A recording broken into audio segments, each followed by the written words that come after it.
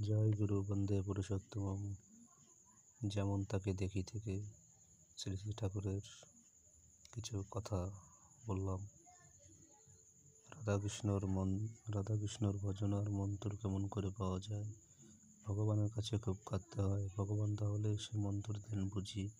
হ্যাঁ রে, কখন আসেন ভগবান? স্বপ্নে। কেমন হয়ে আসেন? কেন মানুষটি হয়ে? 8 বছরের ছোট্ট মেয়েটির জিজ্ঞাসার জবাব দিচ্ছেন তার বাবা। আর রাধা মদন মোহন আছেন গৃহে। দিদিমা নিত্য পুজো করেন সেই যুগল বিগ্রহের। বালিকার স্বাদ হয়েছে সেও পুজো করবে। কেবল বুঝি বড় মানুষেই পুজো করবে, আর আমাকে বুঝি পুজো করতে নেই। ওসব শুনেছি যে আমাকে পুজো করতে দাও, শিখিয়ে দাও আমাকে পুজোর মন্তর। আমি ধ্যান করব, আমি বুঝবো, আমি মজব। বালিকার চিন্তা জুড়ে বসেছে চিন্তামণির ধ্যান। ভাবনার ভাবপতি হয়েছে বোধ ভাবন। কৃষ্ণ প্রাণারাম। অক্ষর পরিচয় না হতেই তাই অমেয় অক্ষরের তত্ত্ব নিতে চাই। বলে নাম বলে দাও, ডাকবো, ঠাকুরের সঙ্গে কথা কইব।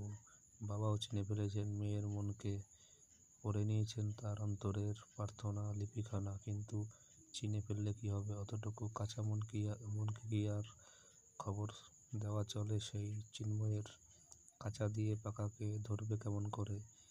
বয়সটা একটু বাড়ুক, বুঝটা একটু দর হোক। একটু দৃঢ় না হলে দীক্ষাকে ধারণ করে রাখবে কেমন করে? কিন্তু মেয়ে তো মানে কই? মনমোহন মোহিত করেন মনকে। বয়স কাঁচা বলে মন কাঁচা হতে যাবে কেন? বয়স তো দেহের। দেহটা আজকের, কিন্তু দেহিটা চিরকালের। মনটা হলো সেই দেহির। এখন যা চাই তা কি এখনকার ওই কামনা বাসনা তো ক্ষণমাত্রিক নয়।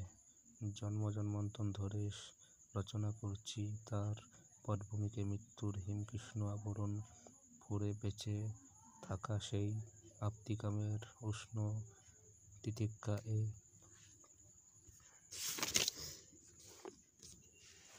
ক্ষুদ্র বালিকা হলে কি হবে? মনটা তো আর ক্ষুদ্র কলিকা নয়, সে প্রস্ফুটিত শতদল। তার অমল মধুভাণ্ডের মুখ জুড়ে বসে আছে ঈশ্বর ক্ষুধার ভোগরসটি। একদিন বাবাকে বললে, কই বাবা, মন্তর দিয়ে দিলে না? রাধাকৃষ্ণ পূজার মন্তর না পেলে আজ আর ছাড়ছি নে। গায়ের বিশিষ্ট পণ্ডিত ভগবান শিরোমণি। বাবা ডাকলেন শিরোমণি মশাইকে। একটা ব্যবস্থা না করলে তো আর চলে না। শিরোমণি, একটা কিছু দাও, মেয়েটাকে বাঁধা পড়ুক ওর মনটা। তার জন্যে আর ভাবনা কি? শিরোমণি বললেন, কই খুকি, এসো দেখি আমার কাছে, শিব পুজো শিখিয়ে দেই তোমাকে। শিব হলেন মহাদেব, দেবাদিদেব মহাদেব। নিজের হাতে সেই আদিদেবের অর্চনার অধিকার পাবে, মন্দ কি? আনন্দে নেচে উঠল মেয়ের মন। মাটি এনে ছেনে শিবমূর্তি তৈরি করা হলো। ভগবান শিরোমণি বেশ করে শিখিয়ে দিলেন শিব পুজোর বিধি, শিখিয়ে দিলেন শিবের স্তোত্র। শিব গড়া আর পুজো করা। বার ব্রতে মজে রইল বালিকার মন। মজল তো, কিন্তু ও মজ্জন কতক্ষণ?